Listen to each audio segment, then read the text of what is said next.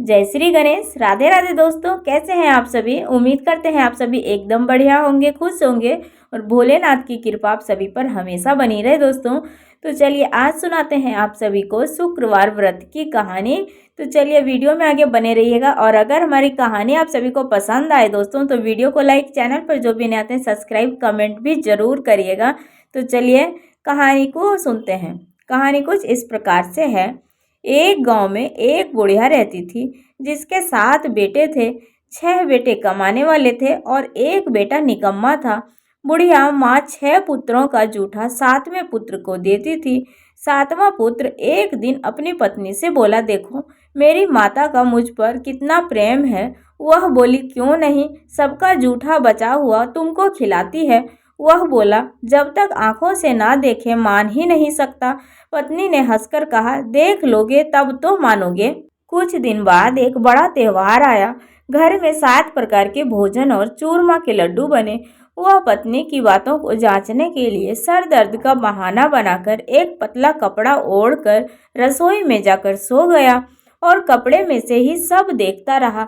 6 भाई भोजन करने आए। उसने देखा कि माँ उनके लिए सुंदर सुंदर आसन बिछाई, फिर 7 प्रकार की रसोई परोसी और आग्रह कर करके उन्हें भोजन कराती रही।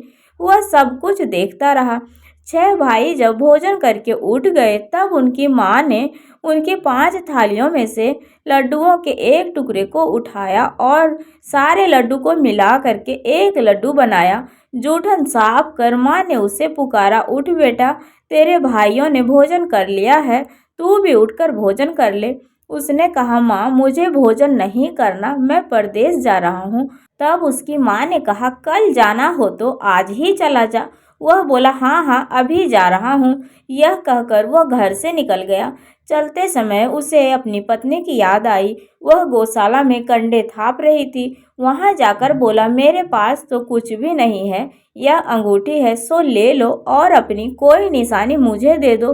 वह बोली, मेरे पास क्या है, यह गोबर से भरा हुआ हाथ है। यह कहकर पत्नी ने उसकी पीठ पर गोबर के हाथ की थापे मार दी। वह चल दिया। चलते चलते दूर देश में पहुंचा। वहां एक साहूकार की दुकान थी। वहां जाकर बोला, सेठ जी मुझे नौकरी पर रख लो। साहूकार को नौकर की सख्त जरूरत थी। साहूकार ने कहा, काम देखकर तनख्वाह मिलेगी। उसने कहा, सेठ जी जैसा आप ठीक समझें। उसे साहूकार के यहाँ नौकरी मिल गई। वह दिन रात वहां काम करने लगा। कुछ दिन में दुकान का लेन देन का हिसाब किताब, ग्राहकों को माल बेचना, वह सारा काम करने लगा। साहूकार के 7-8 नौकर थे। वो सब चक्कर खाने लगे, लेकिन उसने अपनी लगन, परिश्रम और ईमानदारी से सभी को पीछे छोड़ दिया। उसे अपने किए का फल मिला। सेठ ने उसका काम देखा और 3 महीने में ही उसे मुनाफे में साझेदार बना लिया।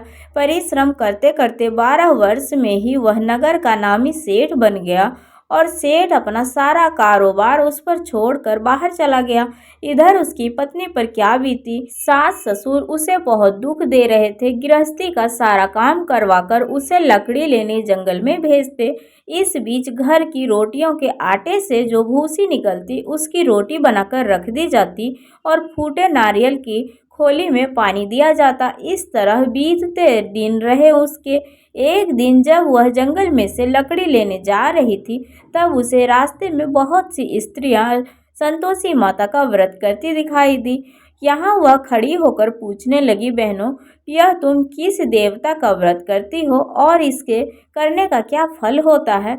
इस व्रत के करने की क्या विधि है। यदि तुम अपने इस व्रत का विधान मुझे समझा कर कहोगी तो तुम्हारा बड़ा एहसान मानूंगी। उनमें से एक स्त्री बोली, सुनो यह संतोषी माता का व्रत है। इसे करने से निर्धनता, दरिद्रता का नाश होता है, लक्ष्मी आती है, मन की चिंताएं दूर होती है और मन को प्रसन्नता और शांति मिलती है। निपुति को भी पुत्र मिलता है। प्रीतम बाहर गया हो तो वह शीघ्र लौट आता है। कुमारी कन्या को मनपसंद वर मिलता है। चलता मुकदमा खत्म हो जाता है। घर में सुख, शांति और समृद्धि का वास होता है और मन में जो भी कुछ कामना हो वह सब माता की कृपा से जरूर पूरा हो जाती है। वह पूछने लगी कि इस व्रत को कैसे किया जाता है। हमें भी बताओ। स्त्री कहने लगी, बिना परेशानी, श्रद्धा और प्रेम से जितना भी बन सके प्रसाद लेना। 5:15 से 5:15 आने तक का, इससे भी ज़्यादा शक्ति और भक्ति के अनुसार गुड़ और चना लें। हर शुक्रवार को निराहार रहकर कथा कहना सुनना, माता के पूरे नियम का पालन करना और ध्यान रखना कि उस दिन घर में कोई खटाई ना खाए। यह सुनकर वह वहां से चल दी। रास्ते में लकड़ी के बोझ को बेच दिया और उन पैसों में से चना गुड़ लेकर माता के व्रत की तैयारी कर आगे चली।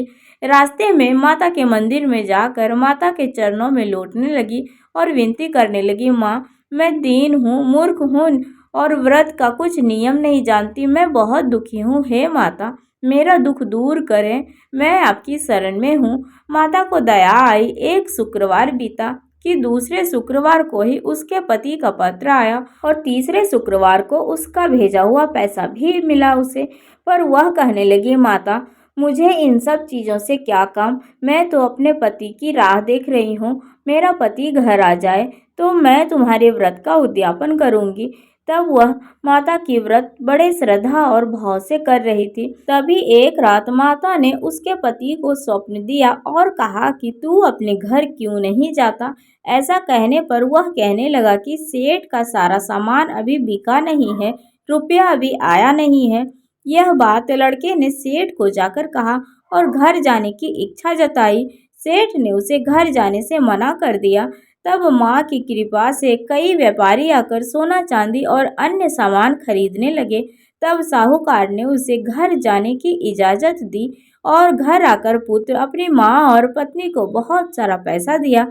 पत्नी ने कहा कि मुझे माता के व्रत का उद्यापन करना है। उसने सभी को उद्यापन के लिए न्योता दिया और सारी तैयारियां करने लगी।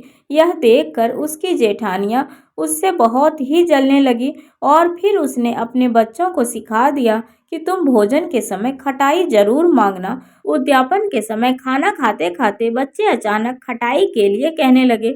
तब बहू ने पैसा देकर उन्हें उस बात को भुला दिया, लेकिन बच्चे दुकान में से खटाई खरीद कर खा ली। यह देखकर माता को बहू पर बहुत गुस्सा आया। तब उसी वक्त राजा के दूत उसके पति को पकड़कर ले जाने लगे तो किसी ने उसी समय बताया कि उद्यापन में बच्चों ने उसी पैसे से इमली की खटाई खाई है। इसी वजह से माता नाराज हो गई और तुम्हारा यह हाल हुआ। तब फिर बहू ने माता से प्रार्थना करी और उसी समय व्रत का संकल्प लिया और उद्यापन का भी संकल्प लिया। संकल्प लेकर जब वह मंदिर से निकलकर जा रही थी, उसी वक्त उसने अपने पति को आते देखा। पति ने कहा, इतना धन जो कमाया है उसका कर राजा ने मुझसे मांगा था, इसलिए यहाँ से मुझे लेकर गए थे। तब बहू ने फिर से अगले शुक्रवार को विधिवत व्रत का उद्यापन किया और इसके बाद माता प्रसन्न हुई और उनके प्रसन्नता के साथ 9 माह में बहू को एक सुंदर चांद सा बालक भी हुआ। इस प्रकार बहू, बेटा और सास सभी साथ साथ आनंद से रहने लगे और माता की कृपा से सब कुछ ठीक हो गया। तो बोलिए माता की जय। तो दोस्तों, यह कहानी कैसी लगी आप सभी को? अगर कहानी पसंद आई हो तो वीडियो को लाइक, चैनल पर जो भी नए आते हैं सब्सक्राइब, कमेंट में ज़रूर बताइएगा दोस्तों। तो चलिए मिलते हैं आप सभी से फिर से अगले वीडियो में। राधे राधे, हर हर महादेव।